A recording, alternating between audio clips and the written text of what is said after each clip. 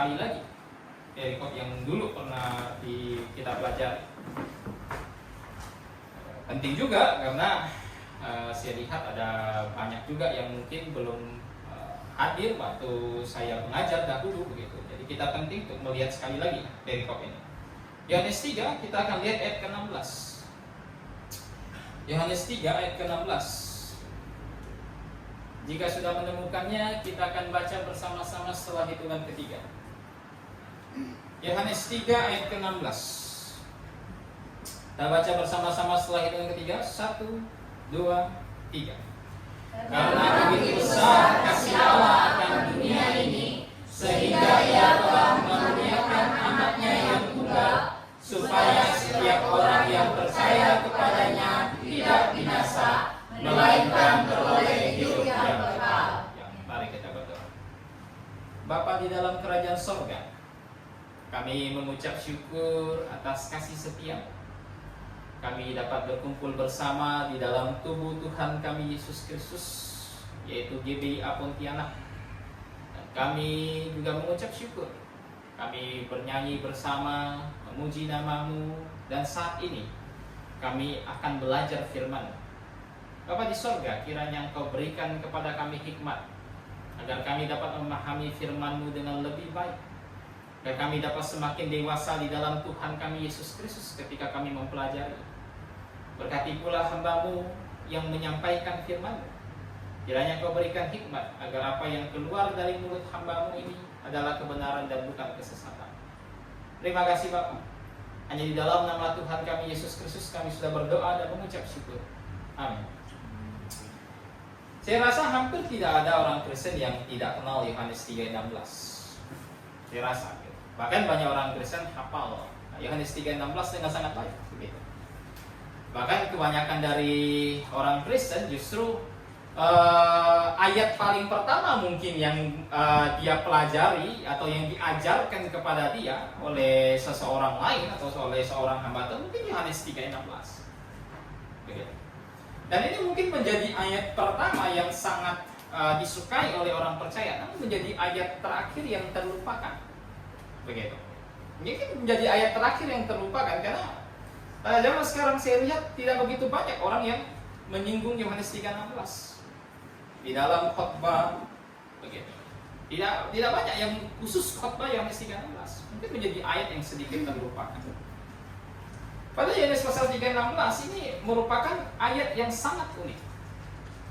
Kenapa sangat unik? Karena Yohanes 3:16 merangkum seluruh perjalanan sejarah keselamatan yang Allah rancang ribuan tahun. Karena seorang penulis pernah berkomentar, seandainya katanya semua ayat di dalam Alkitab hilang, hanya Yohanes 3:16 yang masih ada, kita masih bisa memberitakan Injil. Seandainya semua ayat di dalam Alkitab ini sirna, hilang semua, selama kita masih punya Yohanes 3:16, kita masih bisa mengajar. Yohanes 3:16 merangkum semua itu. Ini ayat yang pendek, tidak panjang. Namun ayat ini merupakan ayat yang sederhana. Anak kecil baca bisa mengerti. Namun dalam ayat yang sederhana ini, ketika seseorang mempelajari, ketika seseorang mendalaminya, terdapat satu lautan yang sangat dalam. Terdapat sebuah misteri yang sangat besar. Bahkan ketika kita mempelajarinya dari hari ke hari, kita merenungkannya dari hari ke hari, kita pasti akan menemukan sesuatu yang baru ketika kita belajar Yohanes 3:16. Maka tidak heran Yohanes pasal 3:16 itu sering mendapatkan julukan oleh beberapa tokoh terkenal. A.T. Robertson pernah memanggil Yohanes 3:16 ini sebagai Injil kecil. Ada orang yang pernah menyebut Yohanes 3:16 ini sebagai Gunung Everest dari ayat-ayat Alkitab.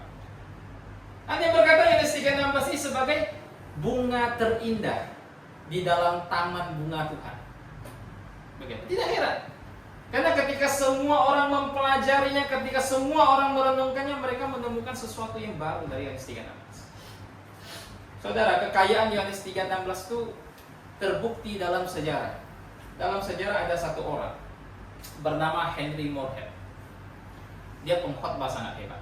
Namun sayangnya dia meninggal di usia muda. Dia meninggal umur 33. Saya sih belum 33, nggak tahu 33 nyusul dia nggak kan. Dia berkhotbah mulai dari umur 16 tahun. Satu ketika dia berkhotbah di satu, saya kurang tahu persis satu gereja atau di mana begitu. Kebetulan D.L. Moody di situ. Saya lupa D.L. Moody di situ atau D.L. Moody dengar tentang berita Henry Moorhead. Siapa yang nggak kenal D.L. Moody di sini kan? Ini orang hebat dia. Kemudian D.L. Moody minta si Henry ini, kamu mesti khotbah di gereja saya. Kebetulan gereja D.L. Moody itu di Amerika. Kamu mesti khotbah di gereja saya. Cuma ya Henry mungkin menjawab seadanya, kalau Tuhan mengizinkan saya akan pergi ke sana, saya khotbah di sana. Sampai satu ketika D.L. Moody itu kaget setengah mati. Tiba-tiba dapat telegram, katanya si Henry kirim pesan sama dia sudah sampai di New York. Sudah sampai di New York, sudah sampai di Amerika. Dan dia berkata, saya akan khotbah di gereja kami. Moody langsung bilang, oke, sesuai dengan apa yang diharapkan. Diundang. Kebetulan Moody nggak bisa hadir, karena dia mesti pergi ke luar kota. Dan dia berikan mimbarnya kepada orang muda ini. Orang muda ini khotbah dengan sedemikian hebat sampai Moody balik. Ternyata Moody mendapatkan dia khotbah beberapa malam di dalam gereja dia. Dan hal yang membuat Moody tercengang itu apa atau enggak? Dalam beberapa malam dia khotbah, beberapa kali dia khotbah di gereja Moody, dia hanya khotbah dari Yohanes 3:16. Dan yang buat Moody semakin tercengang, setiap khotbahnya isinya beda. Ayatnya sama, tapi isinya beda. Tema yang dia bawa berurusan dengan keselamatan, tetapi isi yang dia ajarkan berbeda tiap malam. Dan yang buat Moody makin tercengang, tahu nggak apa? Orang yang datang dari malam ke malam semakin ramai. Dan fakta menarik mengenai Henry, di setiap khotbahnya dia hanya khotbah dari Yohanes 3:16. Sampai umur 33 dia meninggal. Hanya khotbah Yohanes 3:16. Dan dalam keseluruhan khotbahnya isinya beda, hanya natsnya sama. Begitu. Seperti yang saya katakan, Yohanes 3:16 ketika seseorang mempelajarinya dengan amat dalam, tidak akan ada habisnya. Tidak akan ada habis. Karena ini berisikan sesuatu yang sangat-sangat besar. Ada banyak hal besar yang terkandung dalam Yohanes 3:16. Barusan kita baca, karena begitu besar kasih Allah akan dunia. Ada banyak hal besar di situ kalau kita mau survei. Hal besar kita bisa melihat kasih Allah yang besar di situ. Kita bisa melihat sumber yang besar di situ. Sumbernya Allah. Kita bisa melihat objek yang dikasih itu objek yang besar, yaitu dunia. Segala hal yang besar muncul dalam satu nats yang sangat pendek. Hari ini saya ingin mengajak kita belajar ayat itu. Saya beri judul khotbah saya, Kasih Allah. Judulnya sangat pendek, Kasih Allah. Nah, apa yang bisa kita pelajari dari Yohanes 3:16? Yang pertama, kita bisa melihat hal penting yang pertama. Kasih Allah itu bersifat global. Kasih Allah itu bersifat global. Coba kita lihat natsnya, teksnya dikatakan begini. Karena begitu besar kasih Allah akan dunia ini. Saudara, Yohanes dengan tegas menunjukkan bahwa sifat dari kasih Tuhan itu bersifat global. Tidak hanya untuk separuh orang, tidak hanya untuk sebagian orang, tapi untuk seluruh dunia. Di sini kita bisa melihat Yohanes menyusun sebuah argumentasi yang terstruktur. Dia mulai dengan kata mengasihi, kata kasih di situ muncul. Kata kasih di situ muncul. Saudara, kata kasih di dalam bahasa Yunani itu ada beberapa jenis kata. Ada eros, ini kasih yang bersifat sensual. Kasih yang amat kotor. Saking kotornya kasih eros tak pernah muncul dalam Alkitab Perjanjian Baru. Apa? Namun dalam bahasa Yunani kata kasih bukan hanya diungkapkan dengan eros. Kata kasih juga pernah muncul dalam bahasa Yunani dengan menggunakan kata phileo. Phileo juga artinya mengasihi. Kalau Anda tahu Philadelphia, Philadelphia itu artinya kasih persaudaraan. Oke, itu juga kasih. Begitu. Namun ketika Yohanes menggunakan kata kasih untuk mendeskripsikan seberapa besar kasih Allah itu, dia menggunakan kata unik dari bahasa Yunani. Dia menggunakan kata agape. Dia menggunakan kata agape. Dia tidak menggunakan kata phileo, tidak. Dia menggunakan kata agape. Saudara, kenapa Yohanes menggunakan kata ini? Dari sekian banyaknya kata kasih dalam bahasa Yunani, saudara, kata agape ini adalah kasih yang tidak melihat kepada objek yang dikasihi. Tidak menuntut syarat apapun terhadap objek yang dikasihi. Kata agape hanya melihat kepada subjek yang mengasihinya. Itu agape. Makanya dalam Alkitab kata agape itu digambarkan sebagai kasih yang rohani. Kasih yang hanya datang dari Allah begitu. Ini kasih yang tidak menuntut manusia, oh kamu mesti begini, baru saya kasih. Kamu mesti melakukan sesuatu, baru saya kasih. Kamu mesti memenuhi apa yang saya mau, baru saya kasih. Tidak. Ini kasih yang tidak seperti itu. Itu tidak seperti itu. Ini kasih yang bahkan objeknya saja tidak layak menerima kasih tersebut, tetapi subjeknya tetap mau mengasihinya. Saudara, Yohanes menggunakan kata ini. Dan kata ini merupakan kata yang sering muncul di dalam surat dan dalam Injil Yohanes. Maka tidak heran Yohanes sering disebut sebagai rasul kasih. Begitu.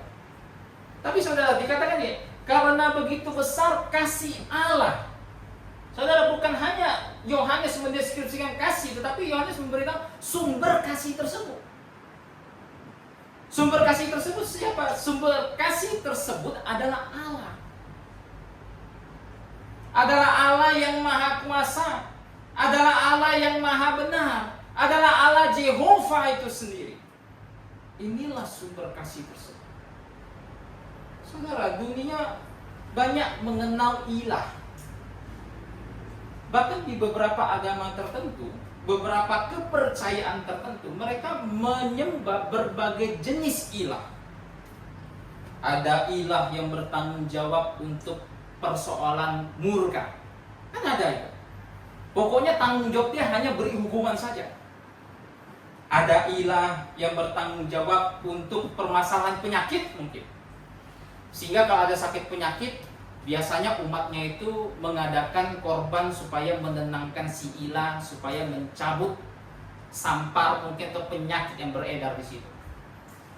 Mungkin ada ilah yang bertanggung jawab untuk kekayaan. Tapi saudara, dari semua kepercayaan itu yang mereka percayai, tidak ada satupun ilah yang dikatakan bertanggung jawab untuk mengasihi. Anda boleh cek. Tidak ada yang bertanggung jawab untuk mengasihi.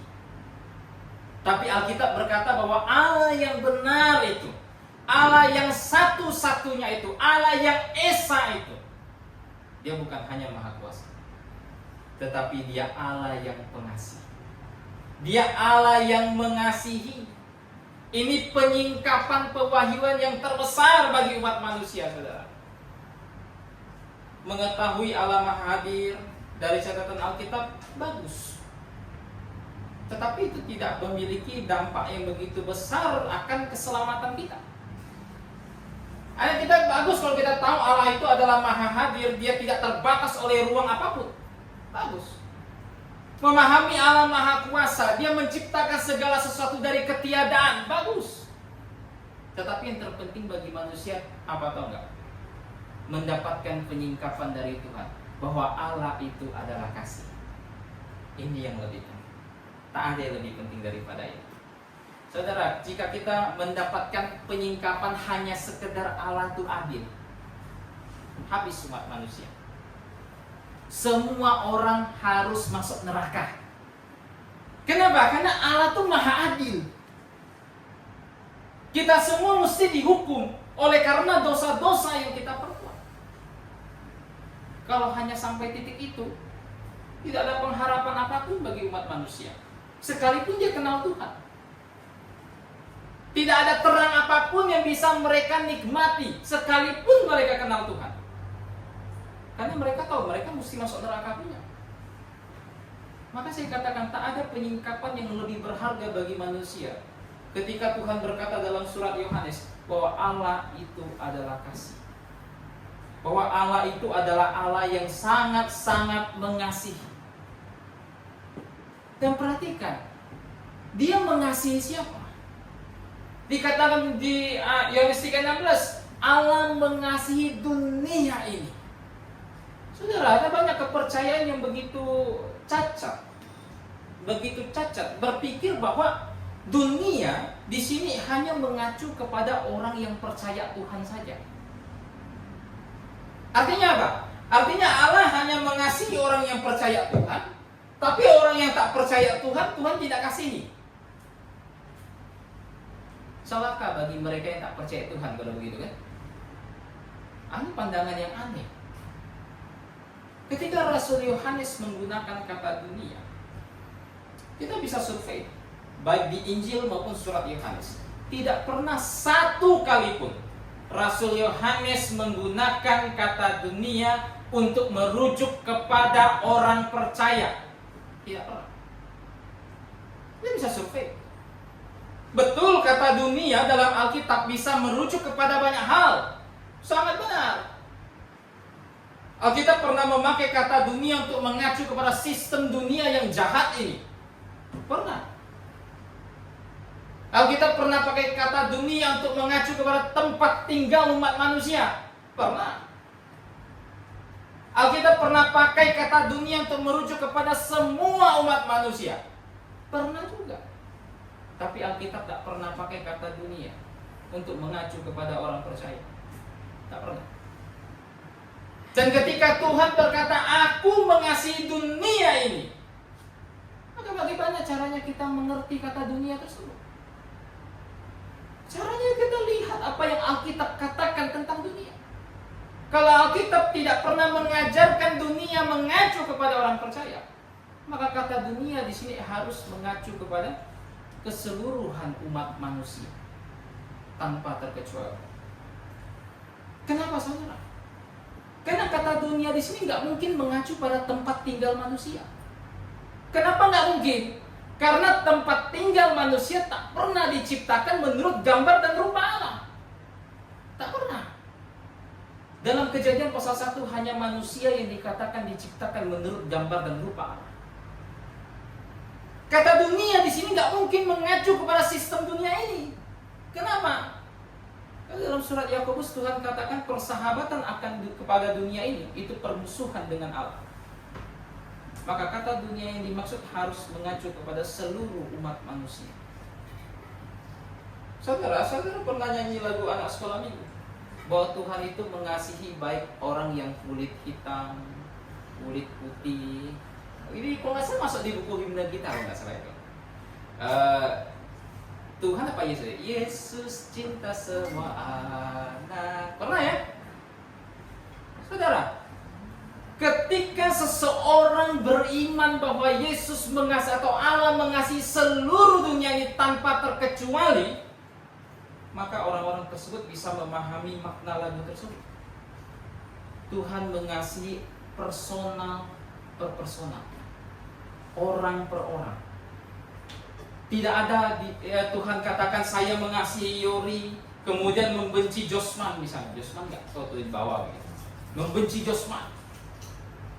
Yori saya kasih, saya masukkan surga. Josman saya tidak kasih, dia hanya menderita keadilan saya masukkan neraka. Tidak pernah. Tidak pernah saudara. Alkitab dengan tegas mengajarkan satu prinsip yang penting. Allah mengasihi dunia, seluruh dunia ini. Dan yang tidak kalah penting untuk kita lihat saudara, dikatakan kasihnya terhadap dunia itu begitu besar. Ini kata yang penting. Kasihnya kepada dunia itu kasih yang begitu besar. Saudara, kalau Anda pikir, kira-kira manusia yang tinggal di dunia ini itu orang yang layak tidak Tuhan kasihi? Saudara, saya pernah dengar berita ada orang yang melakukan pelecehan terhadap anak bayi. Anak bayi, saudara. Itu sangat jahat. Begitu. Sampai mati anak bayi. Saya pernah lihat berita seperti itu. Saya pernah lihat berita ada orang yang dengan tega membunuh orang tuanya sendiri. Ada orang yang dengan tega memutilasi pasangannya sendiri. Saudara, kalau dipikir-pikir dunia macam begini layak kasih Tuhan kasihi? Sangat tidak layak. Sangat-sangat tidak layak. Tapi saudara, Tuhan katakan karena kasihnya yang begitu besar itu, Ia mau mengasihi mereka. Saudara, kalau saya ajak kita, yuk kita ini yuk, misalnya siapa yang tersakiti oleh penjahat atau apa, kita jangan hukum dia, kita kasih dia. Saya rasa nggak ada yang mau. Nggak ada yang mau. Maka saya katakan di Yohanes 3:16 itu berisi banyak misteri. Buku himne kita, satu penulis saya ingat pernah menulis lagu khusus tentang hal ini, kasih Allah. Pernah nyanyi ya? Penulis berkata, sekalipun lautan ini, samudra ini jadi tinta, langit menjadi lembaran sebagai kertas untuk kita tulis, setiap orang menjadi seorang orang yang bisa berpuisi, apa istilahnya itu? Begitu. Kemudian semua bulu, semua batang itu menjadi pena, semuanya tuliskan. Apa definisi kasih Tuhan? Penyair berkata apa? Langit pun takkan bisa memuatnya, samudra yang jadi tinta itu pun akan kering. Saudara, tak ada manusia yang bisa melakukan kasih seperti ini. Hanya Tuhan yang bisa. Ada satu orang pernah punya cerita ya, punya 10 anak. Kita nggak usah bicara 10 anak lah. Beberapa dari kita punya anak lebih dari satu.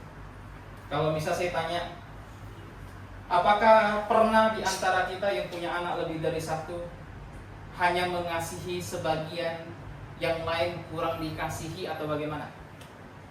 Tentu jawabannya akan semua saya kasihi, betul tidak? Semua akan saya kasih, tanpa ada pembedaan. Tanpa ada pembedaan. Orang yang punya 10 anak ini juga berkata demikian. Dan dari situ seorang pengkhotbah nanya dia. Dan dari situ pengkhotbahnya belajar. Kasih Tuhan itu bukan kasih yang bersifat pembagian. Bukan bersifat pembagian. Kasih Tuhan itu kasih yang bersifat perkalian. Kalau kasih Tuhan bersifat pembagian, kita semua hanya dapat separuh kasih Tuhan. Anda tahu jumlah manusia saat ini berapa? Saya kurang tahu, tapi sepertinya 6 miliar sampai ya. 6 miliar sampai. Kalau 6 miliar kasih Tuhan bersifat pembagian, kita hanya dapat seberapa besar kasih Tuhan itu? Sedikit. Tapi tidak, kasih Tuhan bersifat perkalian. Seberapa banyak pun jumlah manusia yang ada di muka bumi ini, Tuhan bisa mengasihi mereka sama rata. Tuhan bisa mengasihi mereka sama rata. Seberapa banyak pun jumlah manusia di muka bumi ini, Tuhan masih bisa berkata, Aku mengutus anakku yang tunggal ke dalam dunia untuk menanggung dosa. Seberapa banyak? Jangankan hanya sekedar 10 anak, seperti ibu yang punya 10 anak tadi, 6 miliar Tuhan bisa kasih.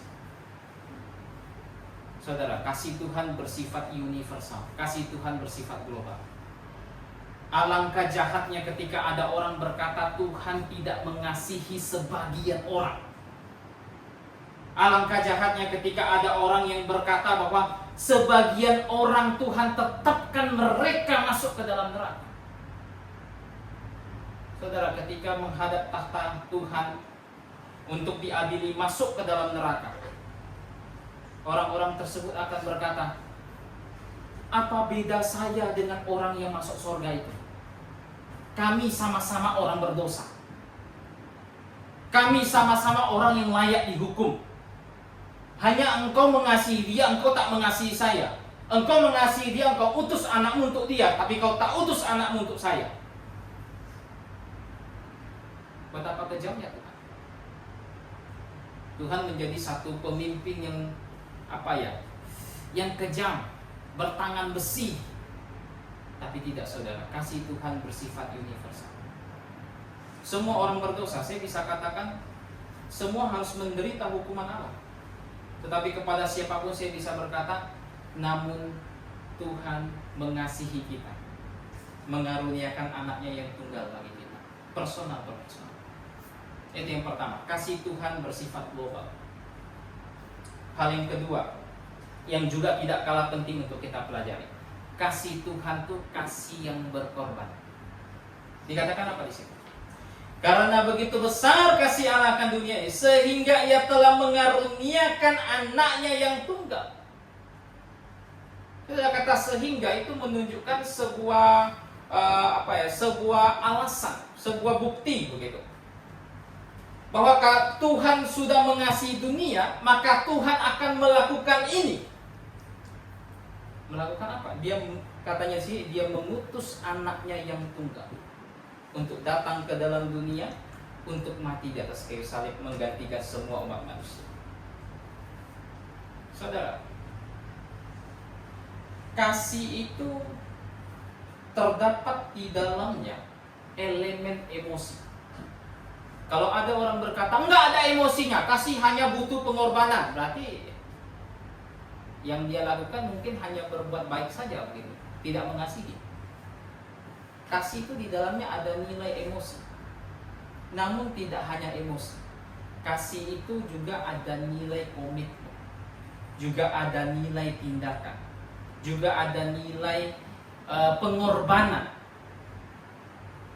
Saudara, ketika seseorang menikah, bukankah orang ditanya, apakah engkau mau hidup dengan dia, kaya, miskin, sakit, sehat? Nah, itu ditanya, betul? Diminta janjinya di hadapan Tuhan. Ketika orang jawab, ya, saya bersedia. Saya sih nggak tahu seperti setiap orang, tapi apakah ketika dia jawab itu, dia tidak berpikir bahwa dia akan hidup sama satu orang yang misalnya tidurnya ngorok sepanjang hari. Nggak sepanjang hari sih, setiap hari begitu. Kebetulan saya ngorok orangnya. Kata istri saya ngorok. Gitu. Yang ngorok sepanjang malam. Anda tidak pikirkan itu. Gitu. Ketika Anda berkata, ya saya bersedia, Anda tidak berpikir bahwa orang ini bisa saja mengadakan atau berantem dengan kita, ada konflik, kemudian cekcok. Nggak berpikir itu. Ketika dia berkata, ya saya bersedia, apakah tidak berpikir bahwa orang ini bisa saja menyakiti kita? Saudara, semua orang yang berkata ya bersedia, walaupun saya nggak tahu isi hatinya masing-masing sih ya. Mungkin ada orang yang kebelet, ayo cepat selesai ya saya bersedia. Mungkin juga kan. Tapi saya rasa pasti ada orang yang sudah memikirkan ini dengan matang. Makanya dia mau mengadakan sebuah pengorbanan. Begitu. Nah, sama dengan Tuhan. Sama dengan ketika Tuhan berkata bahwa Dia mengasihi dunia ini, sekalipun orang di dalamnya itu orang berdosa, sekalipun mereka jahat di hadapan Tuhan, Tuhan tahu bahwa Dia harus mengorbankan sesuatu. Ketika Dia sudah berkata saya mengasihi mereka, maka Dia sudah tahu bahwa Dia harus mengorbankan sesuatu. Harus ada tindakan yang nyata dari pernyataan Dia bahwa Dia mengasihi dunia. Dan tindakan Tuhan, tindakan yang tak bisa ditiru satu manusia, memberikan anaknya yang tunggal. Saudara, kata anaknya yang tunggal itu dari kata monogenes. Dan kata anak tunggal itu secara singkat itu merujuk kepada anak yang unik. Anak yang unik. Karena kata monogenes pernah dipakai kepada Ishak, anak Abraham. Anak Abraham, Ishak disebut anak tunggal. Tapi bukan berarti Abraham tak punya anak lain, betul ya? Abraham kan punya beberapa anak, betul? Ada Ismail misalnya. Jadi Ishak kan bukan anak tunggal, betul? Tetapi kata tunggal di situ menunjukkan sesuatu yang unik.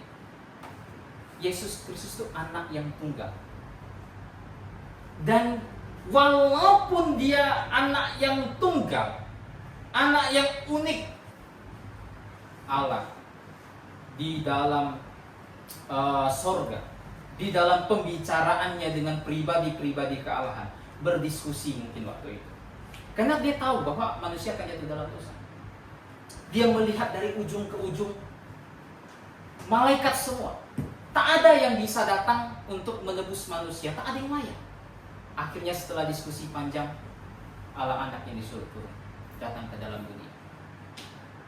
Saudara, saya mau tanya, ada tidak yang bisa memahami seberapa besar kesedihan yang Tuhan tanggung ketika Ia memutuskan itu? bahwa Allah Putra akan turun ke dalam dunia untuk menanggung dosa seisi dunia. Saudara, ketika Tuhan memutuskan itu, apakah Tuhan tidak tahu bahwa Yesus Kristus yang datang ke dalam dunia itu, ketika dia lahir, dia mesti dilahirkan dan ditaruh di palungan yang bau? Apakah dia nggak tahu? Sangat tahu lah. Karena mereka adalah Allah yang maha tahu. Apakah mereka tidak tahu ketika Allah Sang Putra turun ke dalam dunia, maka dia akan tinggal di satu kota yang kecil, yang hina, yang dipandang rendah oleh banyak orang? Apakah dia nggak tahu itu? Dia sangat tahu. Kemudian apakah mereka tidak tahu ketika Sang Putra itu turun ke dalam dunia, maka Sang Putra akan menderita banyak ejekan, usaha untuk membunuh dia? Saya rasa mereka sangat tahu, karena mereka Allah yang maha tahu. Dan ketika Sang Putra turun ke dalam dunia, siapa yang bilang mereka tidak tahu bahwa Sang Putra akan dimahkotai dengan mahkota dunia, akan dipakukan di atas kayu salib? Satu hukuman yang begitu kejam yang dapat dirancang oleh manusia dengan daya imajinasinya waktu itu. Allah tahu itu semua. Tapi ketika dia berkata dia mengasihi dunia ini, dia tetap mengutus, dan Sang Putra tunduk taat sampai memikul salib. Saudara, ini kasih yang begitu besar pengorbanannya yang diadakan oleh Tuhan bagi manusia. Saudara, kalau manusia tidak bisa memahami ini dengan sangat baik, saya rasa mereka tidak layak untuk menerima anugerah keselamatan tersebut. Tidak layak. Kalau mereka tidak dapat memahami dengan sangat baik betapa besarnya pengorbanan yang telah Tuhan serahkan untuk mereka, saya rasa mereka tidak bisa tidak bisa diselamatkan sama sekali, bahkan tidak bisa. Saudara, Tuhan datang ke dalam dunia untuk menderita penderitaan fisik yang sangat berat, bukan karena dia layak menerimanya, tetapi dia melakukannya oleh karena kita semua. Dia memberikan punggungnya dicambuk, bukan karena dia kurang kerjaan, tetapi dia memberikan punggungnya oleh karena kita semua. Dinubuatkan dalam Mazmur, punggungku dibajak dengan bajak. Dan itu terjadi. Tuhan memberikan punggungnya dicambuk oleh orang-orang rumah, dengan menggunakan cambuk yang mungkin digambarkan oleh sebagian orang sebagai yang ujungnya ada besi, ada kailnya, apapun itu. Dan saking mengerikannya pencambukan itu, tercatat dalam sejarah, ada banyak orang yang belum sampai pikul salib itu sudah mati. Ada banyak orang yang belum sampai pikul salib itu sudah mati. Karena ketika pencambukan itu dilakukan, daging mereka tercabik, darah tercurah. Ada banyak orang yang keburu mati karena stres, karena tidak dapat menanggung rasa sakit yang begitu berat. Dan Kristus menanggung itu semua hanya untuk kita. Dia menderita itu semua hanya untuk kita. Dia melakukan itu semua hanya untuk menyediakan satu korban yang layak, korban yang sejati kepada Tuhan, sehingga kita semua yang harusnya menderita dapat memperoleh jalan keselamatan. Hanya itu yang Kristus lakukan. Itu bukti betapa besarnya pengorbanan yang Tuhan berikan kepada umat manusia. Saudara, Luther, siapa yang tak kenal Luther sih? Luther pernah berhari-hari terdiam, merenung. Semua orang heran sama dia. Ternyata diselidik-selidik dia merenungkan satu ayat. Ayat ketika Tuhan berkata, Allahku, Allahku, mengapa engkau meninggalkan aku? Satu ayat yang sangat menggentarkan hati Luther, sampai buat dia itu tak bisa tidur nyenyak berhari-hari. Dia berpikir dengan keras, Allah meninggalkan Allah, bagaimana bisa? Dan dia berkata, ini misteri yang sulit untuk dicapai oleh akal manusia. Sulit. Tak ada satu orang pun, saya katakan, tak ada satu orang pun di muka bumi yang bisa merasakan hati Kristus waktu itu. Tak ada. Tidak ada. Yang bisa memaknai dengan sungguh-sungguh, berempati dengan sempurna terhadap Kristus yang mengorbankan dirinya waktu itu. Tidak ada. Tidak ada. Kristus bukan hanya menderita penderitaan fisik, tapi dia menderita penderitaan batin. Di Taman Getsemani dikatakan keringatnya ngucur seperti darah. Kenapa? Karena Kristus, Anda bisa bayangkan, yang adalah Allah, yang maha tahu itu, yang maha ada, yang tak pernah ada satu momen dia tidak ada itu, menyadari bahwa untuk satu waktu ini kemanusiaan yang ia kenakan mesti mengalami kematian. Anda bisa bayangkan itu? Sesuatu yang tak bisa terpikirkan oleh Kristus Sang Putra. Maka dari sebab itu pengorbanan yang besar dari kasih Tuhan. Ya, semua orang mesti menghargai itu dengan sangat baik. Ketika semua orang bisa memahami ini dengan sangat baik, baru kita bisa lompat ke poin 3. Nah, poin 3-nya apa? Dikatakan begini, karena begitu besar kasih Allah akan dunia ini, sehingga ia telah mengaruniakan anaknya yang tunggal, supaya setiap orang yang percaya kepadanya tidak binasa, melainkan beroleh hidup yang kekal. Nah, walaupun kasih Allah bersifat universal, namun kasih Allah menuntut pertanggungan jawab dari masing-masing tiap-tiap manusia di muka bumi. Tanggung jawab apa yang perlu kita berikan? Tuhan menuntut semua orang untuk menerima pengorbanan Kristus, untuk bertobat dan percaya kepadanya. Saudara, di dalam Alkitab hal seperti ini penuh di setiap lembaran. Tuhan bekerja, Tuhan mengerjakan segala sesuatu, tetapi itu tetap ada tanggung jawab manusia. Tetap ada tanggung jawab manusia. Saudara, kalau dikatakan keselamatan semuanya dikerjakan Tuhan, amin. Amin. Tidak ada yang dikerjakan manusia. Semuanya dikerjakan oleh Tuhan. Mulai dari penyediaan keselamatannya, mulai dari rancangannya. Apakah Tuhan merancang di sorga berdiskusi dengan Adam? Tidak.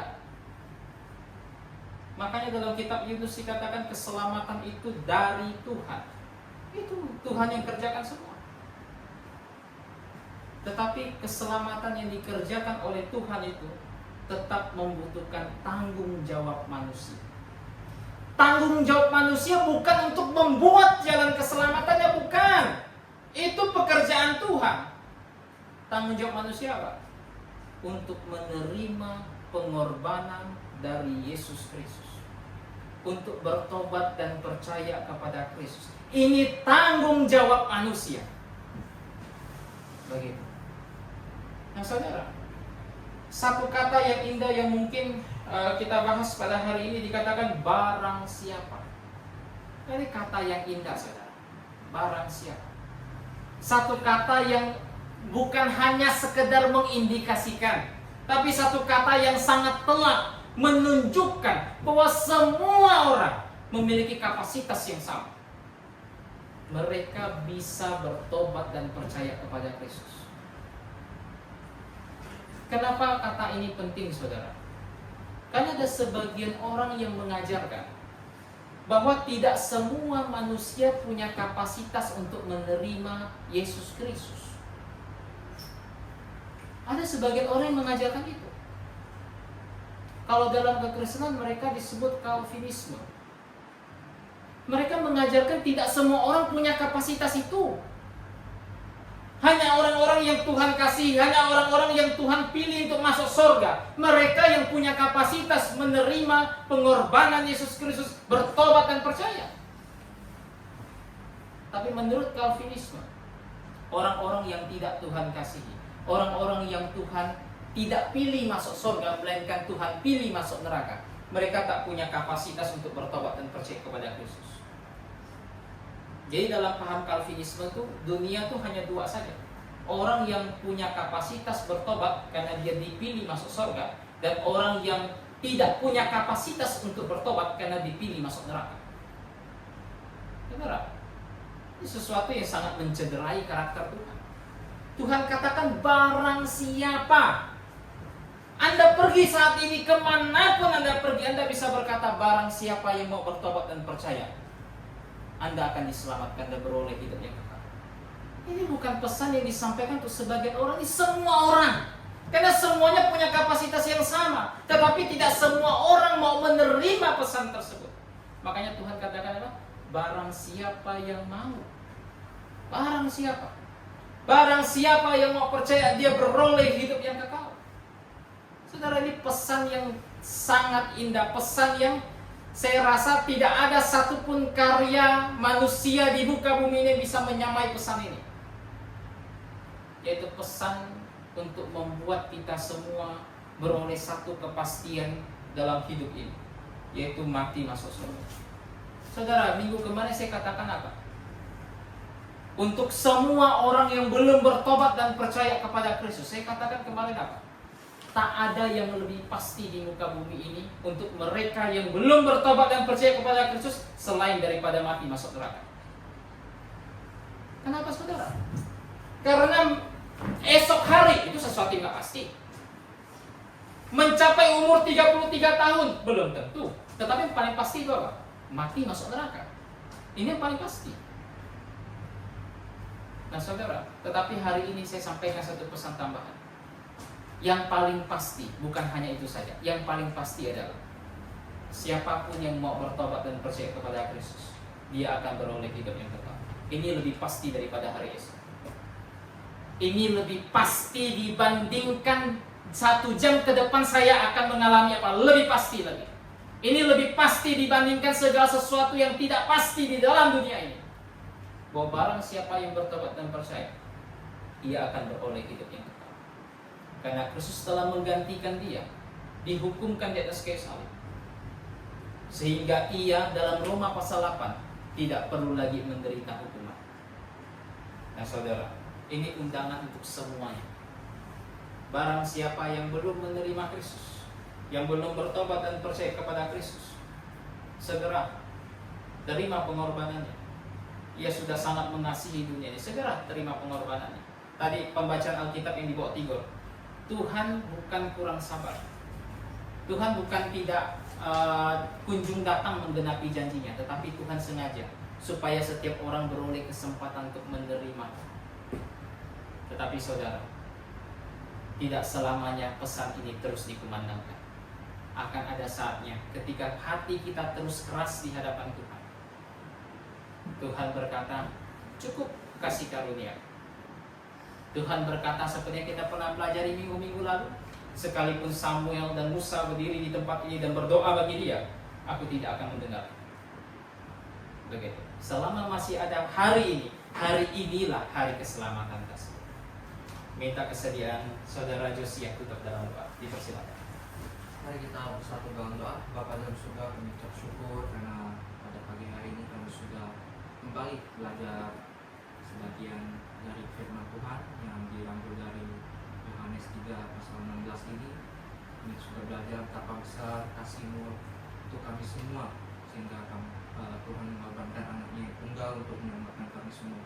Terima kasih Tuhan atas berkat kasih-Mu kepada kami semua, sehingga kami kapan saja kami mati kami bisa masuk surga. Demikian pembelajaran Alkitab pada pagi hari ini, kiranya kami semua bisa memahaminya dengan baik, dan minggu depan kami bisa kembali ke tempat ini untuk belajar Alkitab lagi.